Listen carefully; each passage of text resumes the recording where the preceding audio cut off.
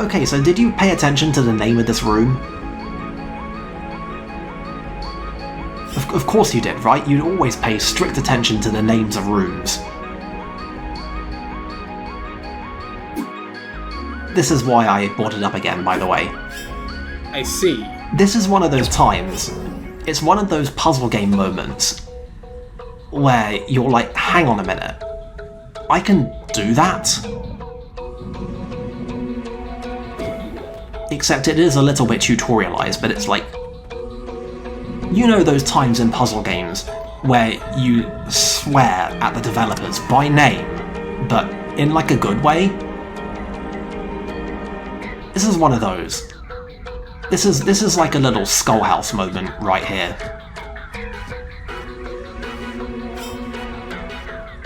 But yes, also they do telegraph it in the name of the room, and they do set up the first puzzle in a way that's designed to get you to, like, have that dawning moment of comprehension. Again, puzzle game design.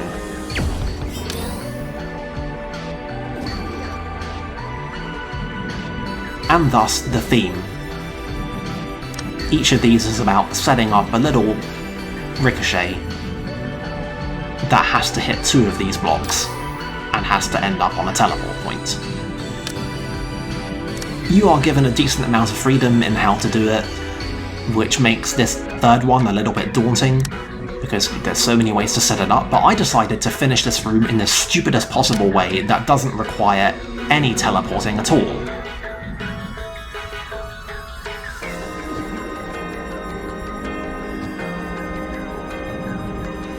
Just because I can.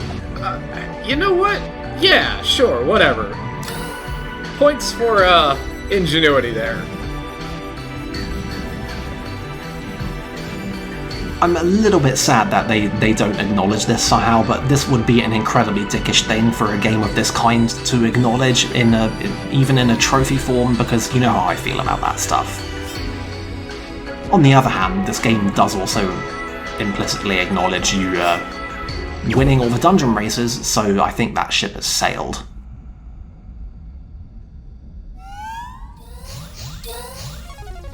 So, in keeping with the grand tradition that has just been established by the previous dungeon, here is a 3-part combat trial.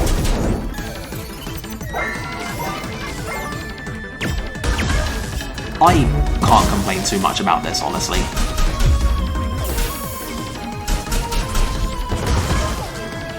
Mostly because this entire thing just hinges around taking advantage of the wave interactions in a way that feels far more organic than the thunder stuff. And I say that even though both temples have, literally, they have the exact same kind of design where 2 of the enemy types require very specific interactions with the local elemental gimmicks in order to make vulnerable. But the shock stuff just kind of feels like a bit of a pain after a while, whereas the wave stuff, it just seems easier, you know?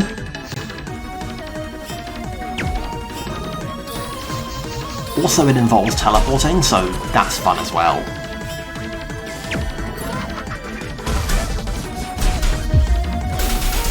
I feel like there's a very fine balance to be struck of how much puzzling you want somebody to do when in the middle of a fight.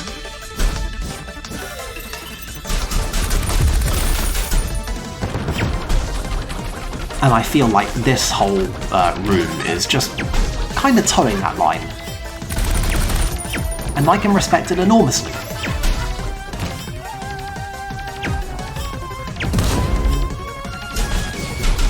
I feel like there's just exactly the right amount of stuff going on.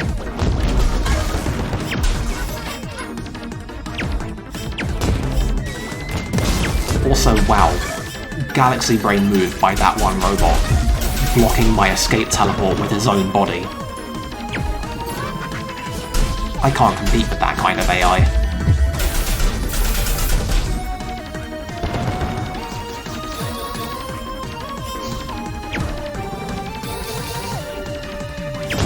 Alright, final wave.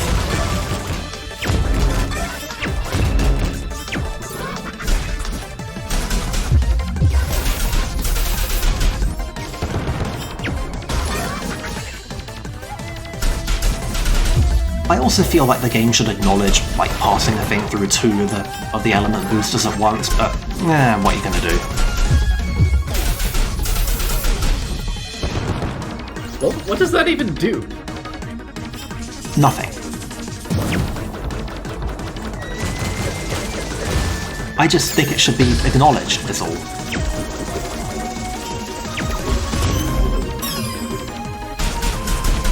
So yeah, when those guys, when they go into their puzzle mode, the key is react immediately. I feel like once they start shooting, a lot of the time is kind of already too late. Like, they're gonna get too many shots in, and they're gonna make it a pain for you to actually do the puzzle. But they give you just enough time right at the beginning that if you're quick, you can just see it immediately. And go and set it up and get the kill.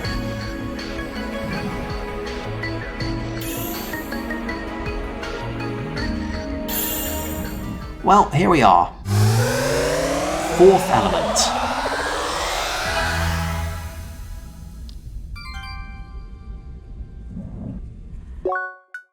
And even when we have it, we still don't know what the hell wave actually is.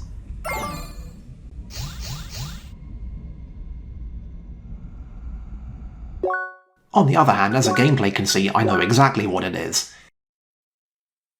It is all about neat area stuff.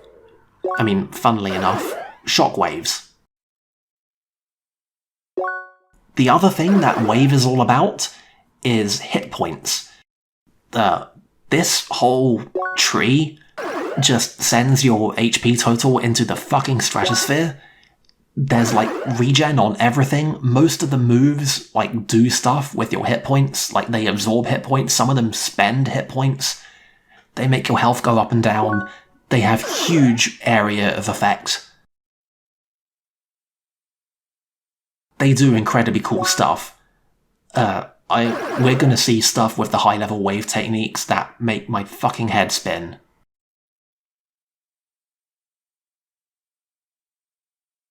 That's before we even get to the decoys. Jesus Christ, the decoys. I had to force myself to occasionally switch away from these techs just to show off the Verdant Dash just once. I had to specifically make a note to do that in this LP, because I just love the decoys that much.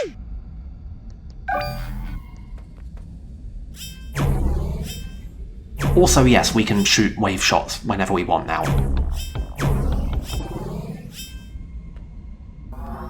That was a fuck up, but I left it in because it was hilarious.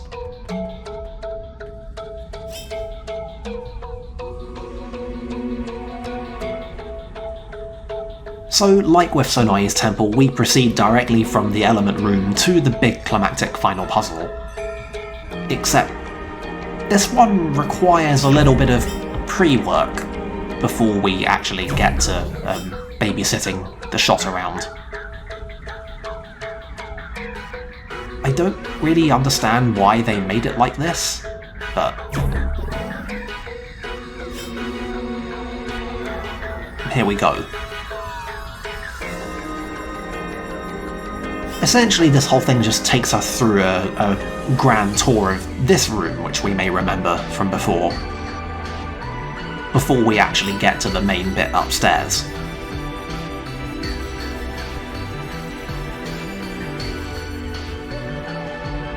You might, of course, get a tiny bit confused about what you're supposed to do when you get down here, because the perspective on the fences kind of makes it look like some of these shots can't possibly work.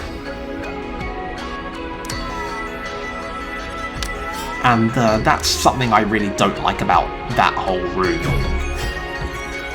It just looks wrong. But no, it's actually pretty straightforward. It solves itself like everything else when you poke at it for long enough.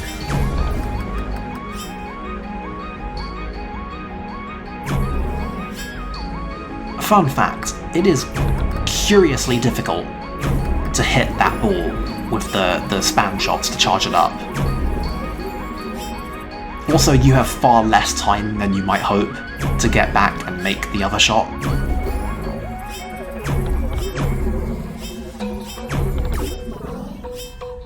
And also you can fuck up that shot and send the ball to the left instead of up. That's funny too.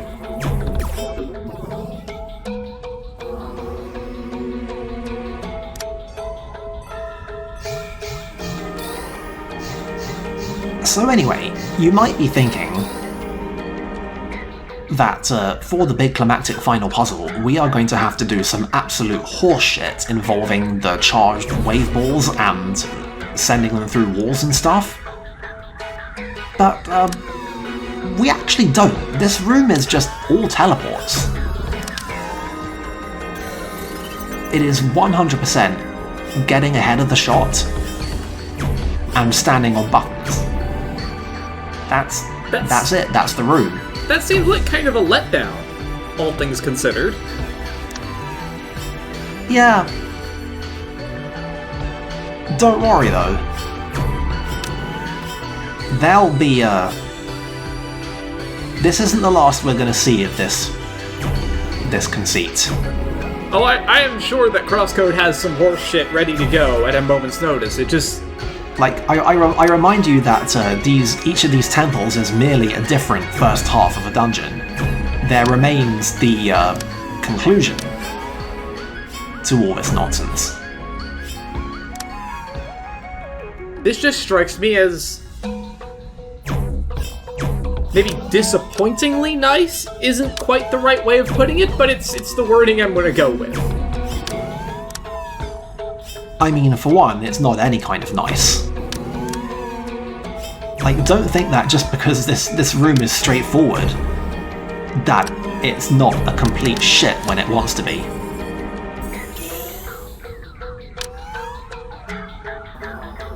But no, it is admitted that it only really involves one gimmick.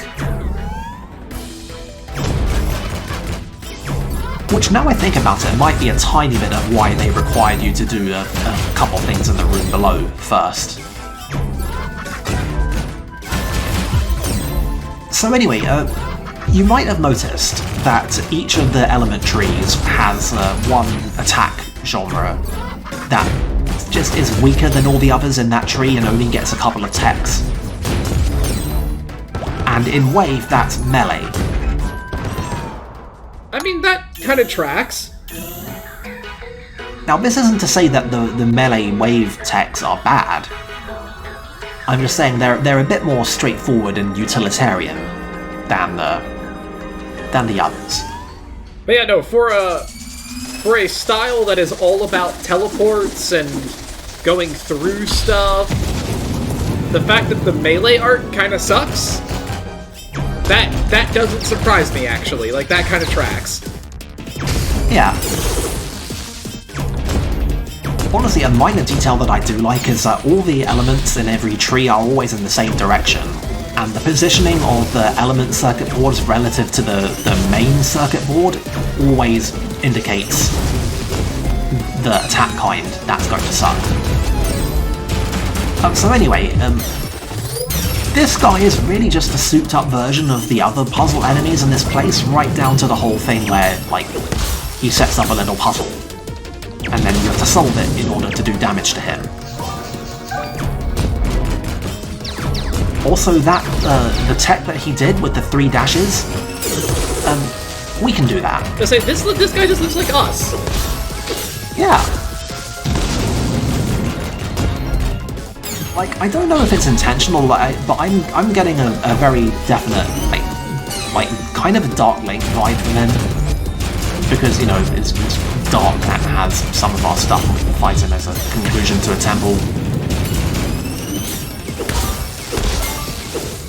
But yeah, we can do that tech. That's Stormwalker. That's the one with lightning returns in the description.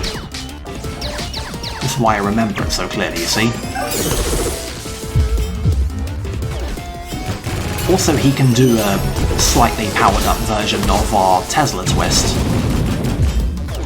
Yeah, that's the one that really is like, oh wow, that's literally just our move. Yep. So yeah, you have to hit him with wave attacks in order to get him to level 1 break. Then he initiates the puzzle, and you have to hit him with a charge ball to do, you know, the actual damage. And yeah, I'm just base tanking this whole thing, because our defense is really high right now, and I've got like shock and wave resist. So just fuck you, I'm not taking any damage. This is his last puzzle. It requires an entire 3 wall phases.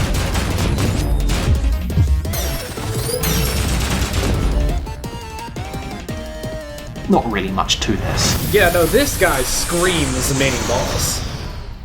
Yep. I keep telling you. These are just mini-bosses. We're gonna get a boss, don't you worry. The boss is coming.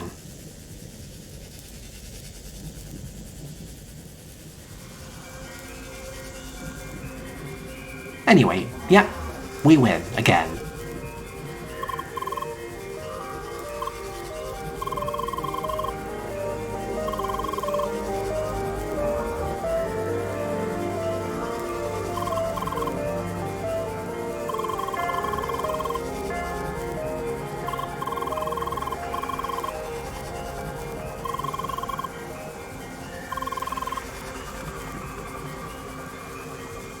So what would have happened if we had picked, say, Apollo as part of our party? Would he be in the dungeon race, or can we just not do the race at all with him? No, when you go into the dungeons, it locks your party in a specific formation, according to plot. Free party selection is strictly for free roaming and overworlds.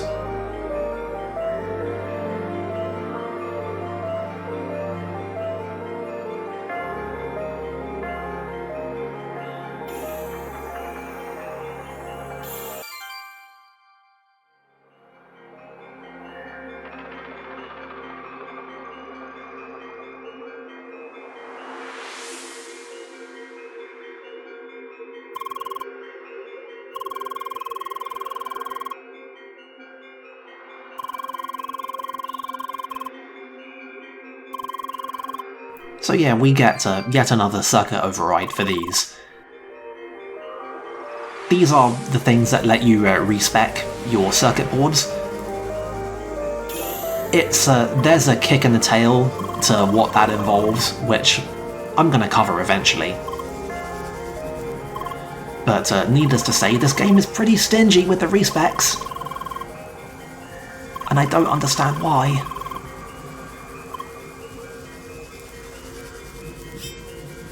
Also, yeah, it's never really explained how any of this works, but this place just has a huge energy surplus. Just arcing electricity everywhere.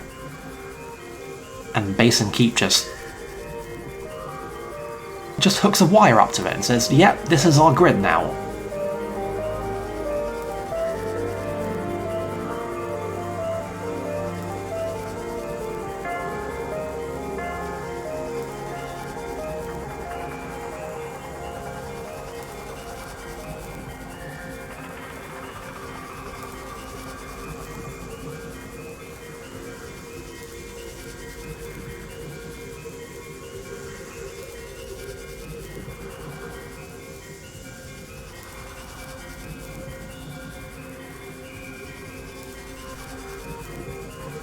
This is a much more interesting version of the water cycle lesson.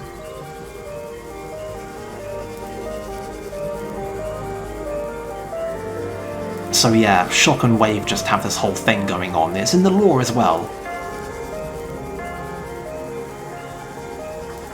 Like, the Crossworld's lore seems kind of rote, but that's really just an aesthetic. It's kind of neat how many details they actually put in it, and how, like, there's an extent to which the Crossworld's lore does actually reflect a little bit of CrossCode's design philosophy, right down to how all of the elements just have a different feel in even more than the specific, like, abstract ways of it does more damage to this kind. They just feel very physically different.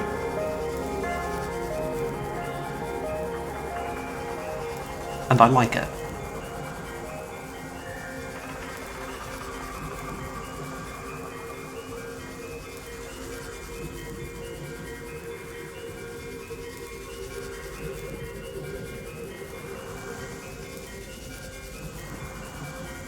Yeah, I need you to understand that floating is worse. Floating is worse for this person.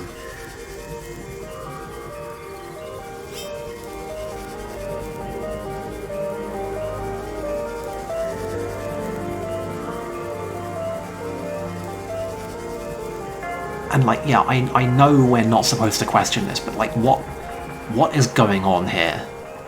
What actually is the mechanism of power generation?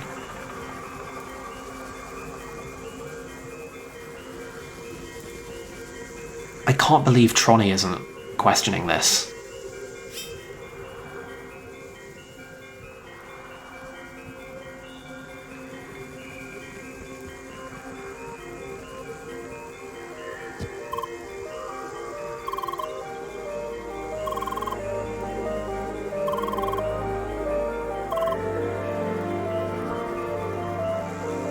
How did you even get out there?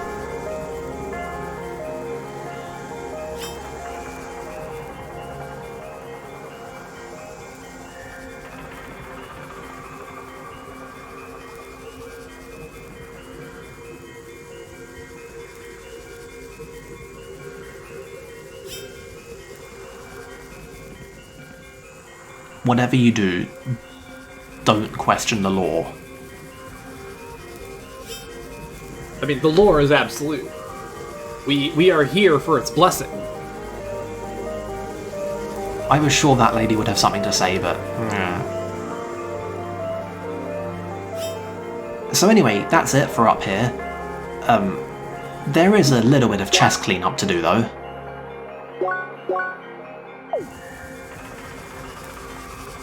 Fortunately, it's pretty straightforward. Zir'vitar is actually very, very light on chests.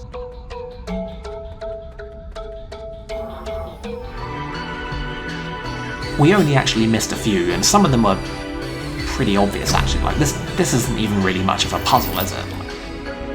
I could have just got that. But no. And then there's this one, which... Yep. 100% of the puzzle here is remember that this exists, and come back when you've got the wave element. Is there a point to that guy in the middle now? Like, he's just gonna chill there? He's not even gonna fight us? Some of these guys aggro on you in some circumstances, but it's not really a very big deal of a thing.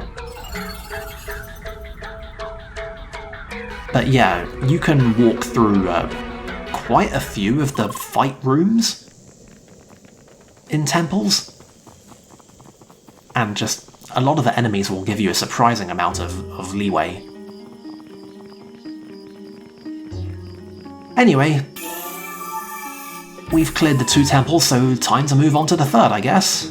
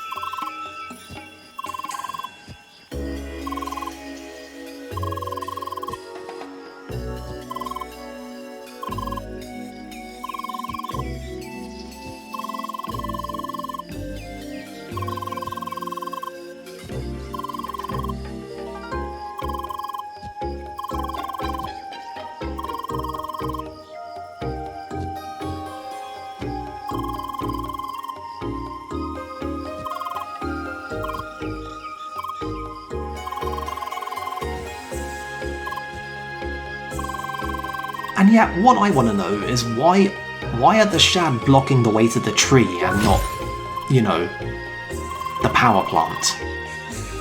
Yeah, that's a little video gamey. Ugh, I'm questioning the lore again, sorry.